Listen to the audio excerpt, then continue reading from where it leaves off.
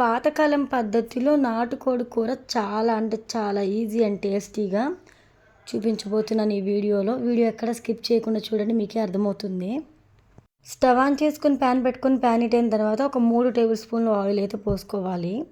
Oil కాస్త వేడైన తర్వాత బిర్యానీ ఆకు అలానే దాల్చిన చెక్క వేసుకోవాలి. ఉల్లిపాయ ముక్కలు వేసుకొని ఉల్లిపాయలు కాస్త కలర్ చేంజ్ అయ్యేంత వరకు ఆయిల్లో ఫ్రై చేసుకోవాలి. నేను ఇక్కడ 3 లేదా 4 ఉల్లిపాయలు అయితే తీసుకున్నానండి. ఉల్లిపాయలు ఈ విధంగా ఫ్రై చేసుకున్న తర్వాత కరివేపాకు కూడా వేసేసుకోవాలి. కరివేపాకు కూడా వేసుకున్నాం కదా. ఇప్పుడు 2 సార్లు శుభ్రంగా వాటర్ పోసి కడిగి తీసుకున్న నాటుకోడి వేసుకోవాలి. చాలామంది నాన్ వెజ్ అయితే కడగరనమాట. చికెన్ అయినా మటన్ అయినా కడగకూడదు, కడిగితే టేస్ట్ పోద్ది అని అంటారు. కానీ కడిగి తీసుకోవడమే మంచిదండి. ఇక్కడ నాటుకోడి పీసెస్ అయితే వేసేసుకున్నాం కదా. నాటుకోడి ముక్కలు వేసుకున్న తర్వాత ఉప్పు అయితే వేసుకొని మంటను హై ఫ్లేమ్లో పెట్టేసి ఒక 10 నిమిషాల వరకు ఉడకనివ్వాలి. నాటుకోడి ఉడకడానికి మనకు టైం ఎక్కువే పడుతుంది, కానీ టేస్ట్ మాత్రం సూపర్ ఉంటుంది. మూత పెట్టేసి ఈ 10 నిమిషాల వరకు చక్కగా ఉడకనివ్వాలి. ఆ తర్వాత మూత తీసి ఒకసారి చెక్ చేసుకుంటే ఈ విధంగా అయితే నాటుకోడి అయితే ఉడుకుతుందనమాట. ఇక్కడ మీరు చూస్తున్నారు కదా, చికెన్ నుంచి వాటర్ అనేది ఎట్లా అయితే ఊరుతుందో. ఈ వాటర్ క్వాంటిటీ కొంచెం తగ్గేంత వరకు ఇంకాసేపు చక్కగా ఆయిల్లో ఫ్రై చేసుకోవాలండి.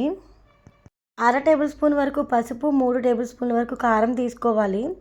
కారం అనేది మీ టేస్ట్కి తగ్గట్టుగా చూసుకొని తీసుకోవాలండి. కారం ఎక్కువ తినేవాళ్ళు, అంటే స్పైసీగా కావాలి అనుకున్న వాళ్ళు ఇంకొక స్పూన్ కారం ఎక్కువ వేసుకోండి. పసుపు కారం అంతా కూడా ఇక్కడ మనకి నాటుకోడి ముక్కలకి పట్టేలాగా కలుపుకుంటూ ఈ విధంగా ఫ్రై చేసుకోవాలి. ఇక్కడ చూస్తున్నారు కదా, ఈ విధంగా ఫ్రై చేసుకున్న తర్వాత మనం టమాటో ముక్కలు కూడా యాడ్ చేసుకోవాలి. 1 లేదా 2 టమాటాలు తీసుకొని సన్నని ముక్కలుగా కట్ చేసుకొని టమాటో ముక్కలు అయితే ఇక్కడ యాడ్ చేసేసుకోవాలి. కర్రీలోకి యాడ్ చేసేసుకొని టమాటోలు కాస్త మగ్గేంత వరకు ఉడికించుకోవాలండి. నేను ఇక్కడ టమాటోలు వేసిన వెంటనే మసాలా పొడి కూడా వేస్తున్నాను. 1/2 టేబుల్ స్పూన్ వరకు మసాలా పొడిని కూడా యాడ్ చేశానండి. టమాటోలు మగ్గిపోయి కర్రీ ఇంకొంచెం ఉడికేంత వరకు ఉడికించేసుకుందాం. మూత పెట్టేసి ఉడికించేయండి. ఇది ఒక 5 నిమిషాల వరకు ఉడికించండి. ఈలోపు ఇంకొక ప్రాసెస్ ఉంది, చిన్న మసాలా ప్రాసెస్ ఉంది, అది కూడా చేసేద్దాం పదండి. స్టవ్ ఆన్ చేసుకుని స్టవ్ మీద ప్యాన్ పెట్టుకొని ఒక 2 టేబుల్ స్పూన్ల వరకు ధనియాలు వేసుకోవాలి. 1/2 టేబుల్ స్పూన్ వరకు సాజీరా అయితే వేసుకొని 7-8 వరకు అయితే లవంగాలు వేసుకోవాలండి. ఇంచు వరకు దాల్చిన చెక్క అయితే వేసేసుకోవాలి. 3 లేదా 4 వరకు యాలకులు అయితే వేసుకొని డ్రై రోస్ట్ అయితే చేసుకోవాలండి.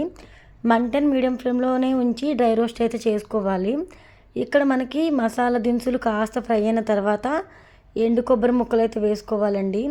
ఎండు కొబ్బరి ముక్కలు కూడా కాస్త ఫ్రై అయిన తర్వాత 7-8 వరకు వెల్లుల్లి రెబ్బలు అలానే చిన్న అల్లం ముక్క వేసుకొని కాస్త ఫ్రై చేసుకొని స్టవ్ ఆఫ్ చేసి గ్రైండ్ చేసి తీసుకోవాలండి. ఈ గ్రైండ్ చేసిన పేస్ట్ని పక్కన పెట్టేద్దాం. ఇప్పుడు కర్రీ ఒకసారి చెక్ చేస్తే ఈ విధంగా ప్రిపేర్ అవుతుంది. ఇప్పుడు వాటర్ అయితే యాడ్ చేసుకోవాలి. మన గ్రేవీ ఎంత కావాలి అనే దాన్ని బట్టి వాటర్ యాడ్ చేసుకోవాలి. ఇందులోకి నేను పెద్ద గ్లాసులు వాటర్ యాడ్ చేస్తున్నాను, అంటే 1/2 లీటర్ వాటర్ యాడ్ చేశాను. వాటర్ యాడ్ చేసిన తర్వాత కర్రీ కాస్త ఉడకాలి. ఆ తర్వాత మనం ప్రిపేర్ చేసి పెట్టుకున్న మసాలా ఉంది కదా, కొబ్బరి మసాలాని వేసేసుకొని చక్కగా ఉడకనివ్వాలండి. కొబ్బరి మసాలా వేసిన తర్వాత కర్రీ అనేది ఇంకొంచెం చిక్కబడి టేస్ట్ కూడా పెరుగుతుంది. మూత పెట్టేసి ఒక 15 నుంచి 20 నిమిషాల వరకు ఉడకనివ్వాలి. టేస్ట్కి సరిపడా సాల్ట్ని కూడా ఈ టైంలోనే అడ్జస్ట్ చేసుకోవాలి. ఇందులో చిన్న చిన్న ఎగ్స్ ఉన్నాయి, ఆ ఎగ్స్ కూడా నేను ఇక్కడ వేస్తున్నాను. ఎగ్స్ ముందు వేయకూడదు, ఇలా చివరిలోనే వేసుకుంటే ఎగ్స్ అయితే నలిగిపోకుండా చక్కగా త్వరగా ఉడికిపోతాయండి.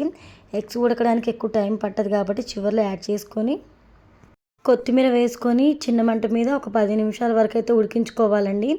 మూత పెట్టి ఉడికించండి. కుక్కర్లో వేసే పని కూడా లేకుండా చక్కగా కొంచెం ఎక్కువసేపు ఉడికిస్తే నాటుకోడి అనేది చక్కగా ఉడికిపోతుంది. ఇప్పుడు మూత తీసి ఒకసారి చెక్ చేద్దాం నాటుకోడి పీస్ ఏ విధంగా ఉడికింది అనేది. ఇక్కడ మీరు వీడియోలో ఒక్కసారి గమనించండి. పీస్ చూసారు కదా ఎంత చక్కగా పర్ఫెక్ట్గా ఉడికిందో.